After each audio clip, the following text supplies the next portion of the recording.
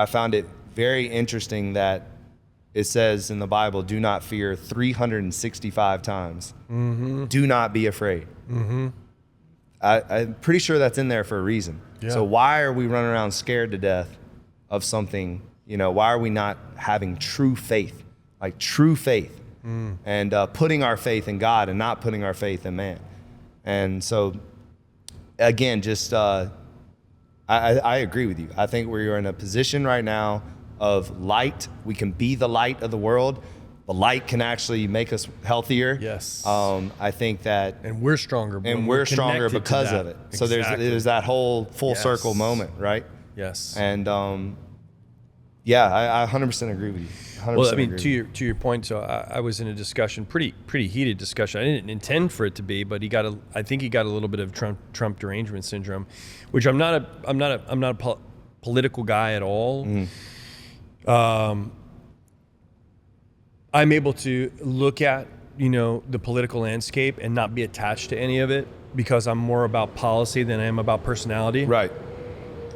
But I got into this discussion, and basically he's an atheist, and he's a big Richard Dawkins and Sam Harris guy, which if you know Richard Dawkins and Sam Harris, I mean, these guys are beautiful rationalists, right? They have very compelling intellectual arguments on why everything that is a completely random process, right? And we as humans have to ascribe meaning to it because we're so psychologically frail that if we don't ascribe meaning or God or some purpose to all this, then we will just crack psychologically. Mm-hmm. And I said to him, well, I can agree with you to a degree, but I proposed to him, I said, look, this is my case for God. And of course, and I can't prove, me as empirically, I'm talking scientifically, I can't prove that God exists empirically, scientifically. But you can't prove he doesn't exist empirically and scientifically. So we're at a conundrum. So what I said was, the plausibility and likelihood of God existing, I don't even have to get into the Bible, which I would love to, but I know you're not going to listen to it. Right. But I would say, look how the food chain operates. Look how consciousness has evolved on the planet. And what I mean by that is that you can take every organism from the bottom of the food chain up, and every organism that feeds on the organism beneath it in the food chain has a level of awareness. Ants have a level of awareness, right? Birds have a level of awareness, and bees have they all have a level of awareness. And the only place where they overlap, there's the individual species overlap, is usually when one is consuming the other, right? Because the one that's getting consumed can't really see the thing that's looking at it that has the skills to eat it. So, but the skills of that organism become acutely better over time. So it learns, look, like I use the example of, there's some antelope that are, talking amongst each other, like, I think I saw the cheetah. And they're like, man, you're full of shit, man. No one sees a cheetah. What are you talking about? The cheetahs don't exist. And he's like, well, if you did see the cheetah and got away, you were the lucky guy. That was the conspiracy theorist, because every other antelope was a cheetah's lunch. Right. They didn't live to tell the story. Right.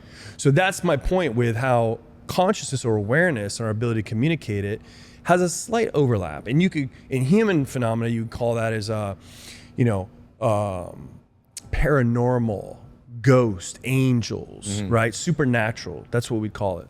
But I say, if you look at that food chain, how intelligence and energy stacks up on each other, right? And then it goes all the way up to me and my little 8-month-old daughter, who has a level of awareness, right? And her level of awareness at this point is not so good. She pulls stuff off the countertop onto her head, right? Except for this other being, her dad, enters into her awareness and protects her from her lack of awareness. Right. Now, if that's the way nature is built, and that's the way energy works and consciousness evolves, then why would somebody like a Richard Dawkins or a Sam Harris or anybody who's an atheist think that it wouldn't exist outside of our awareness? That's something that would enter into your space that's out of your awareness every day, could save your ass when you make a mistake. It happens every single day. Right. And there's no rational explanation for it. And they'll dismiss it arrogantly, I believe. They'll dismiss it as, well, it's just pure randomness. There's no meaning there. But that goes against the laws of nature and the laws of physics and the laws in which all things have been created by.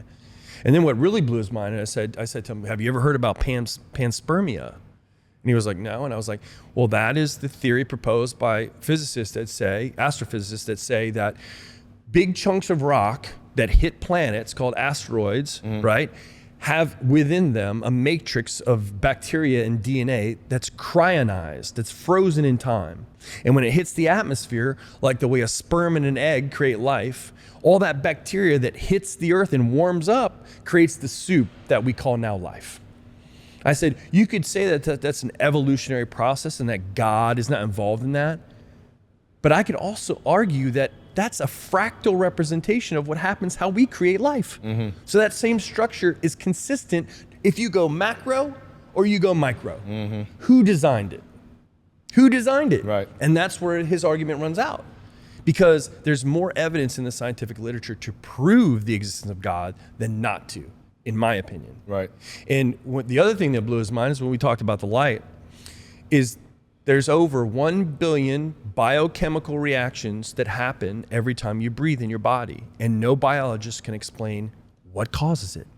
Well, there's a guy named Fritz Popp who created a machine called a photomultiplier that looked at every organic cell, whether it be plant or animal.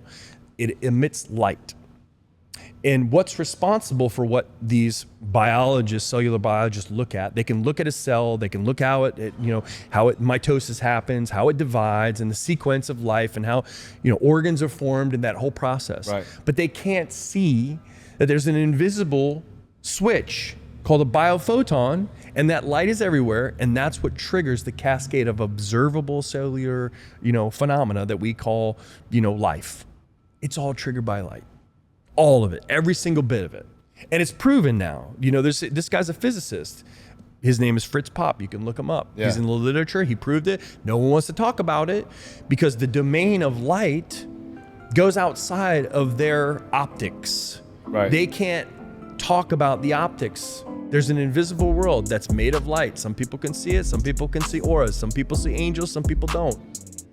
But who is science to say that it's not plausible when it's absolutely plausible, and it aligns with the laws of thermodynamics? It aligns with the laws of physics. And physics is the big daddy stuff, man.